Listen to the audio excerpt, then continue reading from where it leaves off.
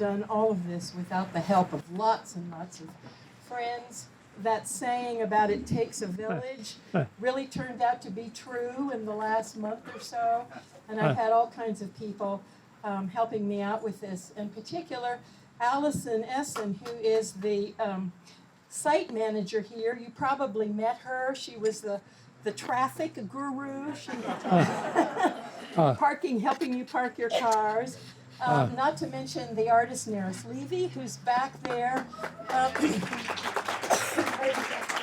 Naris has organized all kinds of art exhibitions here at the Horace Williams House for years, and so she knows all the ins and outs of this place. And so these two wonderful women have sort of guided me through, I think, the biggest celebration I've ever had. There are a lot more of you than fit in my living room, so this is quite wonderful.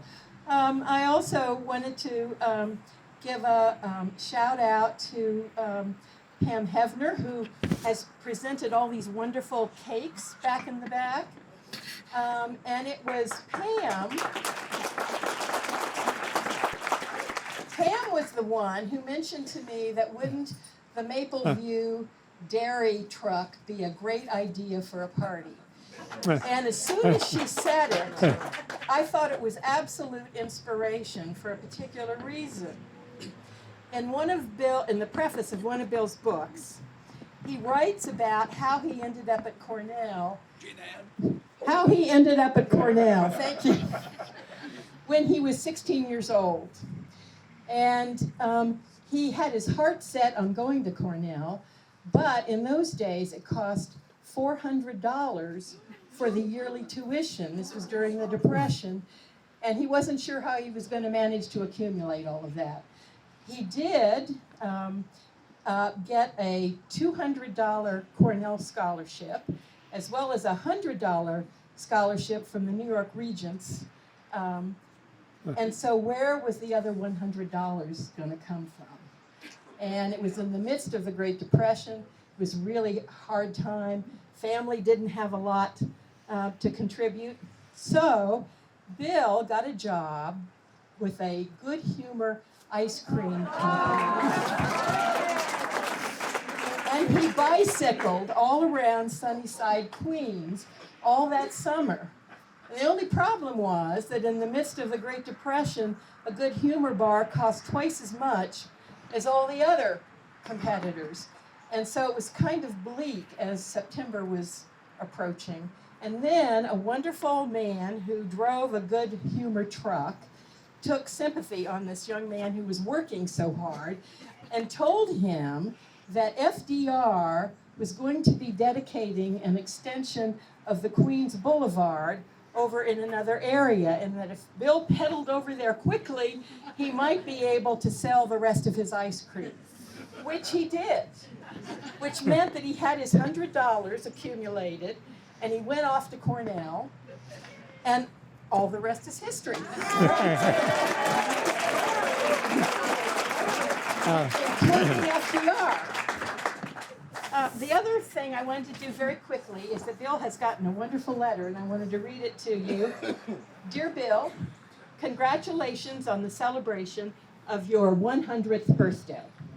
Reaching such a milestone is quite a blessing, and not without the challenges of life we all encounter. The wisdom and strength you have gathered has been passed from one generation to the next and is a priceless gift. You are a treasure to your family as well as the state. I hope you enjoy your special day. May you have fond memories from the past and look forward to more of them in the future. With warm personal regards, I am very truly yours, Roy Cooper.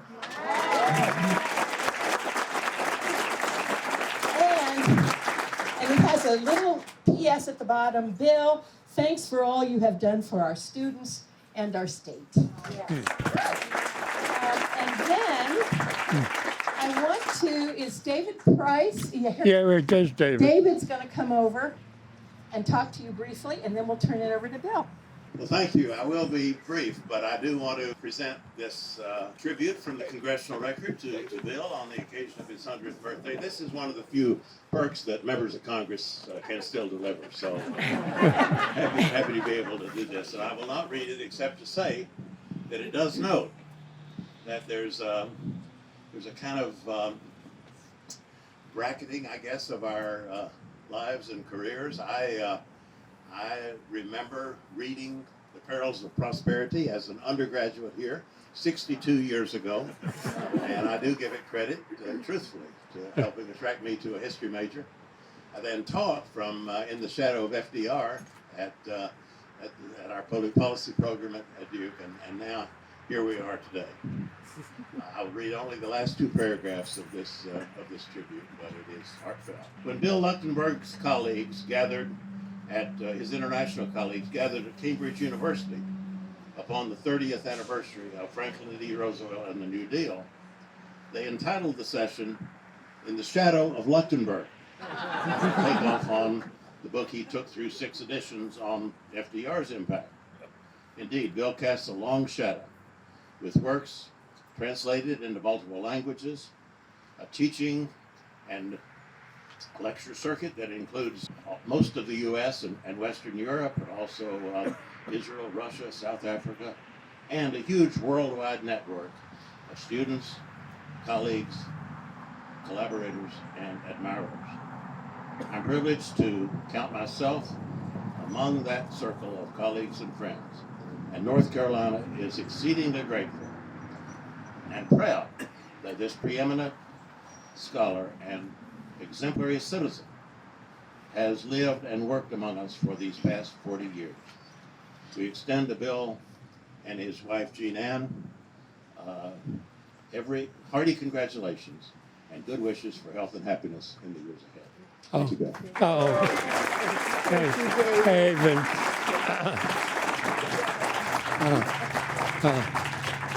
Wow. This, by the way, is my son, Christopher Williams, Bill's stepson, who has driven down from Delaware. Was driven down from Delaware to look after us. He's a professor of wildlife management and policy and at the University of Delaware. Okay, so now.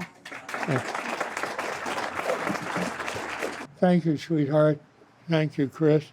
And thank you, David. I appreciate that very much. And it means so much to me to see each of you here. What a great party. The question I'm hearing most these days is, how did you get to live to be 100? And I sense that concealed in that question is another question. How do I get to live to be 100? I'll try in just a few minutes to respond to both questions. The one answer you would most expect is that longevity results from exceptional genes. And you should see to it that when you're in your womb, that you ought to take care of that. But that's clearly not true for me. Sadly, neither my mother nor my father lived beyond their mid-60s, and my lovable, beloved sister did not make it that far, my only sibling. So how explain that? I don't rule out dumb luck. My Irish mother, born in County Limerick, is responsible for the unexpected pronunciation of my name. When she married my father, she could not manage the Teutonic features of it, and so decided instead on Leuchtenberg. And so it's been ever since, not without some grumbling from my father. One of the earliest memories of my childhood is of neighborhood women calling out to my mother, Mrs. Lucky? But I don't find that explanation very persuasive. Just for a second. It's hard to handle. My turning 100 is not because I've been spared the ills of the flesh. After a routine physical a few years ago, I was told that I had cancer, bladder cancer. And soon after, I learned I had heart trouble. But we can, all of us here, give thanks for the high quality of medicine in Chapel Hill. And I was pulled through, yeah. And I was pulled through both events. I'm especially grateful to Dr. Keisling for his vigilance and Dr. Vivalli for his skill in inserting a new heart valve painlessly. What is the most important explanation, though? One explanation, above all, comes most readily to mind. But, guys, I have to tell you, it's not an option for you. Marry Jean Ann.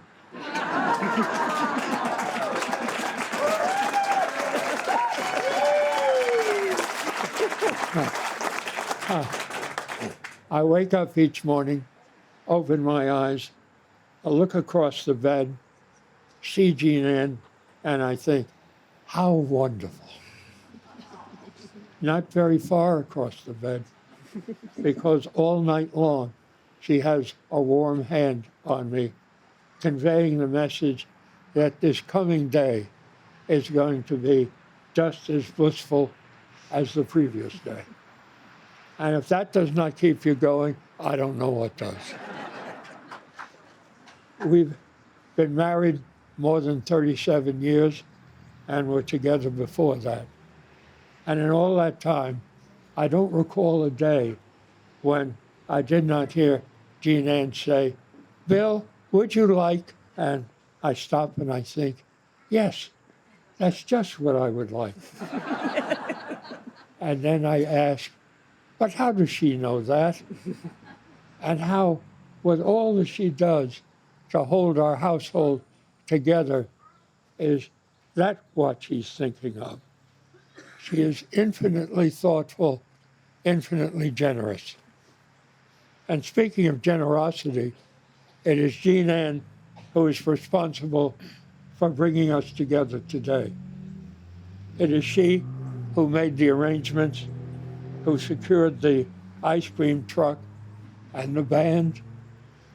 She who saw to it there was this tent and furniture and other accoutrements, and she who dipped into her small savings to pay for it all. Yeah. Can you hold that, hon? Yeah. Don't trust a professor with a piece of equipment.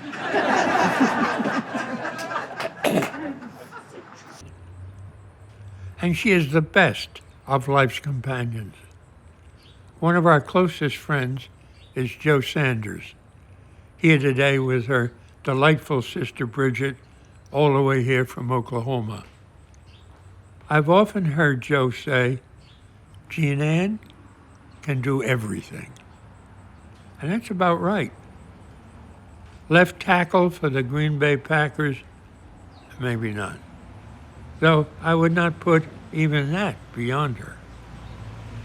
She is first soprano for the outstanding Chapel Hill Carrboro Chorus Voices, which is now rehearsing its Christmas concert. And you'll want to be sure to get tickets for that event to be held at Measer Hall. With Lisa Price, she designed and edited the newsletter of North Carolinians Against Gun Violence. A photographer, Jean Ann has had a one-woman exhibition at the North Carolina Botanical Garden, where she has also volunteered. She has played the organ for the children's service at the Chapel of the Cross. As a pianist, cellist, and banjo player. An expert knitter, as my sweater and colorful socks today attest, a gourmet chef, and most of all, in my mind, an editor. Almost from the moment we met, Jean Ann started editing my manuscripts for publication.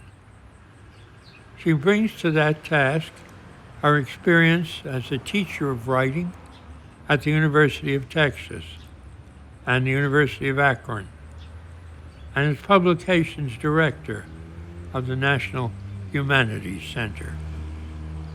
I enjoy working with her immensely, and in acknowledgement of one of my books, I pointed out the erotic qualities of huddling together to agree on the apposite adverb. Our next book is due at the publisher, Oxford University Press, in December, and the succeeding one is already well underway. I'm hoping to persuade Oxford to put Jean Ann's name on the title page of both books and on those to come after. Oh, what else? Cherish your families and draw strength from them. One of our greatest pleasures of recent years was the decision of my oldest son, Tom, with his accomplished wife, Lucy, to move from Maryland to Chapel Hill's Governor's Club. Recently, they hosted a centennial birthday celebration for me of 18 members of my family, here literally from coast to coast, from an island off the Connecticut shore in waters that flow into the Atlantic to a California hillside that looks out to the Pacific.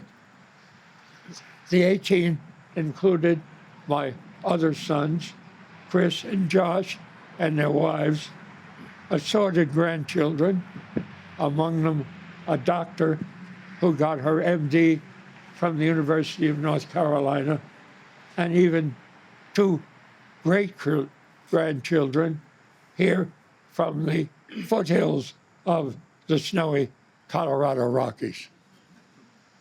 I want to give a shout out to, so Jean Ann anticipated me, to my stepson, Christopher Williams, who, as she said, has driven all the way down here from Delaware, where, as president of the Faculty Council of the University of Delaware, he has shared the podium with its U.S. presidential seal on it with an alumnus of the university, Joe Biden.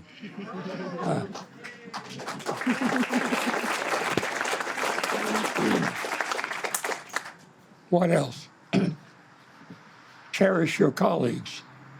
When our distinguished Chancellor, Kevin Guskowitz, phoned me with the joyful news that I was to be awarded by the university an honorary degree, he did so on the nomination of a longtime history colleague and department chair, Lloyd Kramer.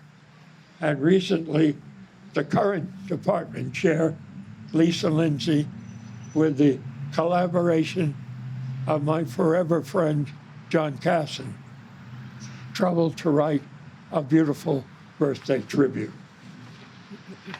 Cherish all your forever friends. I see so many of you here, and I would like to call out each of you by name, but there are constraints of time. Since I've already mentioned one name, let me say how much both Joy and John Casson have meant to me even before I became a member of the UNC faculty. Not only cherish your forever friends, but also welcome the opportunity to make new friends. One example, months in, months out, Jean Ann and I deliver free Wednesday afternoon to families with school children. for that first-rate Carborough Group table, which incidentally can always use more volunteers and more contributors. Our favorite stop is the home of a Burmese mother who last Christmas gave each of us a mask of vivid Asian colors. And she has repeatedly surprised us since then with gifts of delicious food, such as Asian egg rolls, to sustain us on our drives. Each week, with her lively little daughter, she rushes out to our car to greet us and pet Murphy. This past week, the daughter raced out with a birthday card for me, crying, "Grandpa, Grandpa."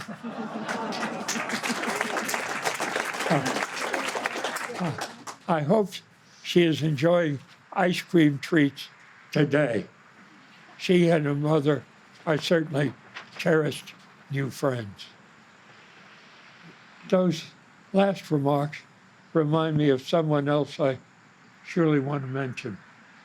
Some years ago, scientists did a careful study of why some men survive heart attacks and others don't.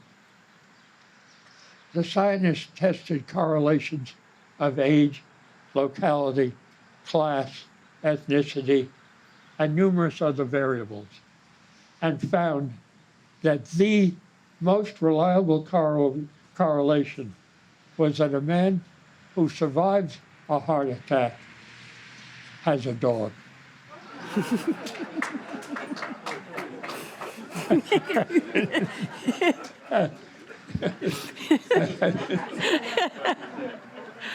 That's not why we acquired Murphy, who has, I see, risen to my remarks. But we're so happy we did. I'm aware a lot of you here know and love him. But if you've not met him, be sure to say hello.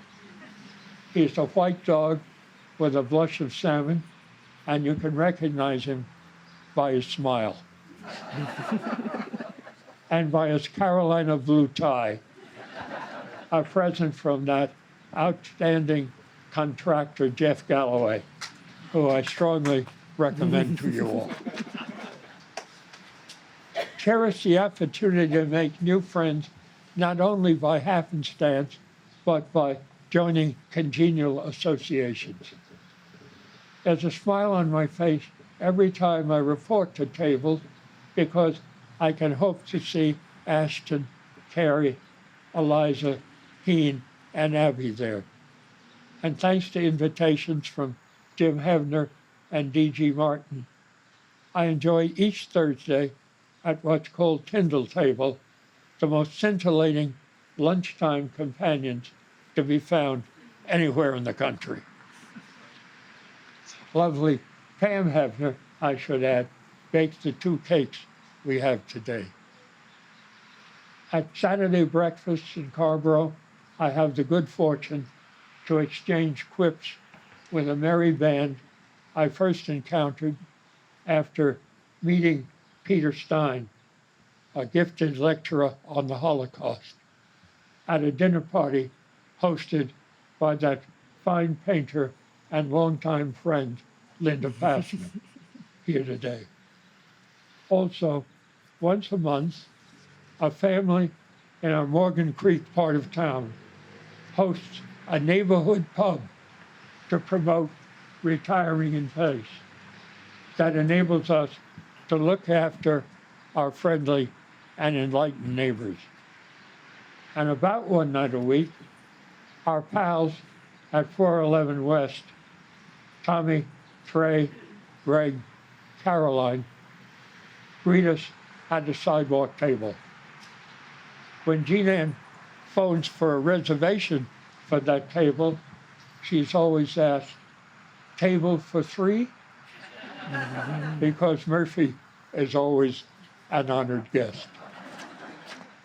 If you're a teacher, cherish your students.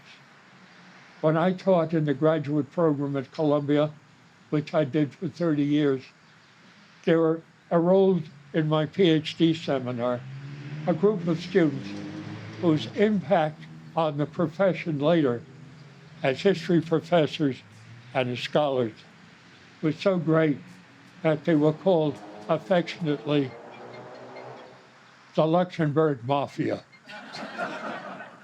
Happily, one of the most prominent, Bill Chafe, with Lorna, lives in Chapel Hill while teaching at Duke. Bill's here today. While another, Harvard Sitkoff, also here today, of the University of New Hampshire with Gloria, has retired to Cary. So our relationships, our friendships, continue. And in recent days, I've been warmed by birthday messages from numbers of students from the past. A final thought. Once upon a time, my sweet friend, the poet Ann Kiter, told me she had seen on a bumper sticker the message, attitude, the difference between a catastrophe and an adventure. That wise message carries me back to a dark night in 1929 when my mother's large, warm hand grasped mine as she took me into a movie theater for one of the first Hollywood musicals in the new age of sound, opened by Al Jolson just a short time before. I was enchanted by the abrupt shift from the darkness under the L tracks to the dazzling lights on screen. The music of the film, Sunny Side Up, starring Janet Gaynor, the love story. And before I left the theater, I committed to memory the lyrics of the theme song, which have stayed with me through the years. Keep your sunny side up, hide the side that gets blue. If you have 9 suns in a row, baseball teams make money, you know. So stand up on your legs, be like 2 fried eggs. Keep your keep your sunny side up. Attitude.